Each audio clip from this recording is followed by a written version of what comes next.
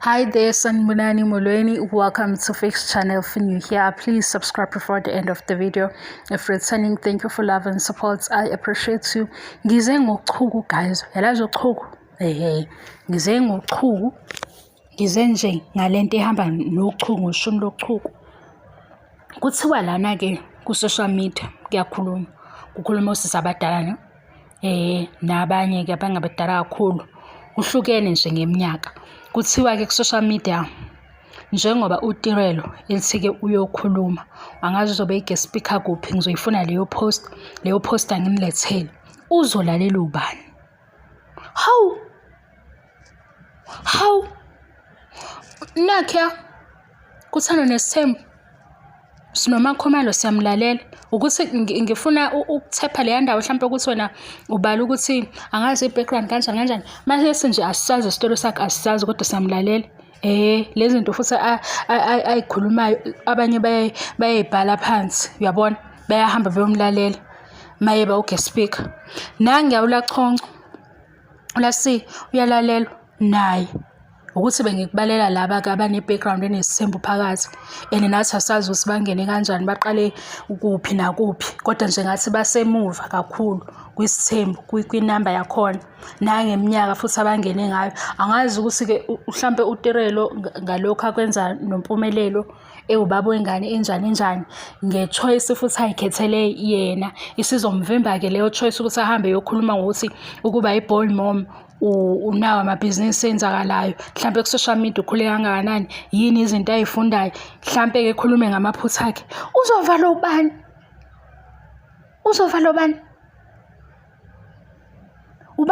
ozomvala ngoba naye nje simazi ngezingane zesithembu ulasi simqale emaphepheni sesemthola ku RSOD kodwa uyama phakathi kwabanye omama akhuluma indaba yakhe uyabona phakathi amanye amakhosikazi South Africa sisemzansi ngisho hayi ngiyadideka kodwa bengisho nje ukuthi lapha ku RSOD sesibambe ezinye izinto sesibambela ukuthi sihloniphe ikhaya uyabona kodwa sisamlaleli namanje uyabona abanye bakwazile ukudlula kwi-page lokuthi hayibo yabo walaleleka nange uMakhumalo sihleli sifunda lapho babamsele kumayibhalile kuma-poster akhe ethi uma ngimchazela umbono wayeno-18 yabo uMakhumalo maye waba no-18 waba ne-understanding yesithembu esiphila nje njengoba nisho ukuthi u-understand i-assignment wayesizohlulwa ukulalela uTirelo na-24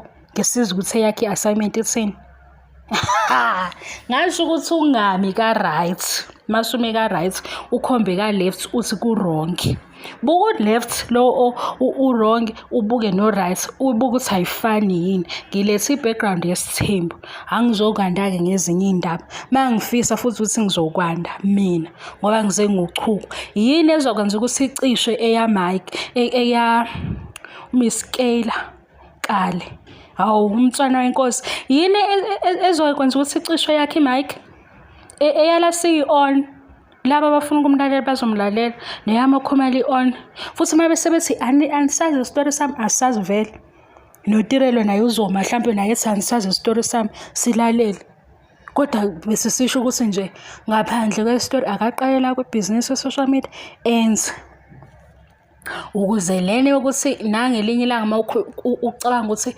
abantu besifazane inyanga yomama ini akekho-ke nomunye sizomkhansela phela guys ngibenenze ngasi thina sike sahlala eceleni kwey'ngelosi iy'ngelosi zasihlebela zathi lana nalana akukho right longe uzokhuluma naye futhi abafuna bazomlalela bese ngithi nje ngikulandela i-example ephambi kwakho ayicishiwe i-mic yasi uyakhuluma uma futhi sebecasukile bona lapho mama yiba abamkhumbuza labo sisuthi hey ungasitsheli-ke enye into ukuthini wena yabo sebemkhumbuza sengisho ukuthi akekho enizofike nimbuke lo lithi yena-ke cha u-imperfect for ukuma laphayana kusho nina hayibo hayi ngize ngochuku vele uchuku nginalo nenkani nginayo yonke nje into le etoxic ikhona kimi ne-right kuyaba khona. Kodwa uma siqala into ukuphuma eceleni, nami ngiyakwazi ukuphuma eceleni, angiphumi kodwa eceleni. Nyamazi, ulachonco ngebhede yengane yakhe, ufike efake ingane ephinde ezofaka ubaba. Yabo? Ubaba, njengoba ngisho ukuthi ubaba phela ngendlela esimazi ngayo, umholi. Nange uMakhumalo awasichazeli kakhulu, kodwa ubaba uMselekeni uhleze sitshela ukuthi wafika ena-18. Umehluko ukuthi laba ababili bona ngesikhathi beqala be-understand isithembu sasengekho, sibathole sebela nabo bakuma-reality TV shows. Yikho ngithathe bona ngoba ngeke ngibathathe ngingabazi, ngeke ize ibe clear lento engishoyo.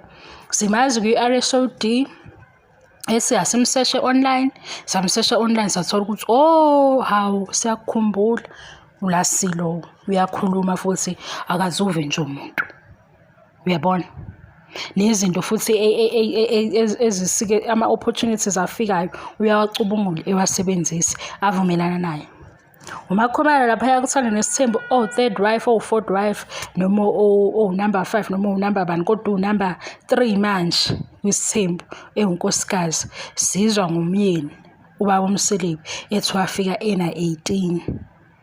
Kodwa akekho ozohlala ephejini ukuthi hawu kanjani, yabo? Silalela lento ayikhulumayo, okusho ukuthi nakuye-ke uma singabakho sizolalela lento ayishoyo. Uma izwakala iyobe izwakala, uma ingazwakali ayizwakali, kunjalo nje. Kodwa ukuthi hawu ubani ongamlalela, ubani olalela uMakhumalo noLachonco, nginikezile-ke impendulo. Ubani ongamlalela, ubani olalela uMakhumalo noLachonco bane-background yesithembu. Omunye nje sesimuzwe ekhuluma singabisazi ukuthi afuna ukuphindela noma angaphindelanga.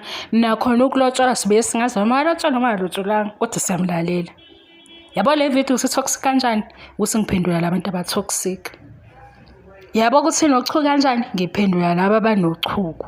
I-toxic nje impendulo yalo o-toxic. Mina-ke ngaye kwi-therapist yangitshela ukuthi umuntu uma ekunikeza ushukela nawe mnika ushukela, uma ekunika usawoti umnika usawoti, ungazenza u-bigger person.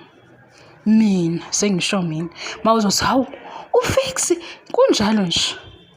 Lo othi akazulalelwa ngoba uyihlawuni unjani naba. Wena ubona nje ukuthi nezinto ey'khulunywayo kwenziwa ngaye i-example ngoba enzani. Bakhona nje abangaphambi kwakhe abahamba le ndlela nabo sangazi ukuthi bafike kanjani khona baphumelele, nabo bayi-inspiration kwabanye. Ubona ukuthi yena ngeke akwazi ukuthi abe i-inspiration kwabanye?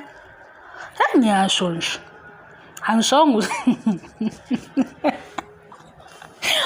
manje nina uchuku shefu uchuku lenu hayi.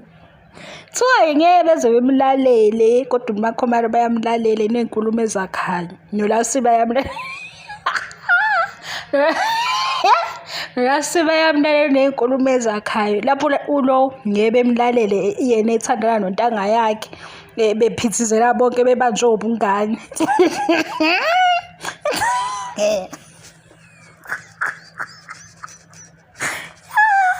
Una-24 lo uTirelo uSibindi una-23, yena ngeke bemlalele. Kodwa hayi nina ngeke futhi bhabhayini indaba yami nani. Bengifuna ukuba toxic ngamabomu, ngiphendule le group e-toxic. Ngeke nimlalele? Hawu phela wena ngeke umlalele lapho bazomlalela nje, lapho ezobe khona bazobe bejabulile ukumbona. Naye ukuthi wena ubani ungamthandi, musu ucabanga ukuthi izwe lonke ngeke limthande. Uyabona, njengoba ngisho nje nalabo uthi ngibasebenzisile, kukhona abadlulile kwi-page lokuthi hawu wena uneminyaka emingaka, balalela into ayikhulumayo. Uyabona, kunjalo-ke nje emhlabeni. Yebo, futhi akekho umuntu oyethandwa yibona bonke abantu, akasomali. Bye.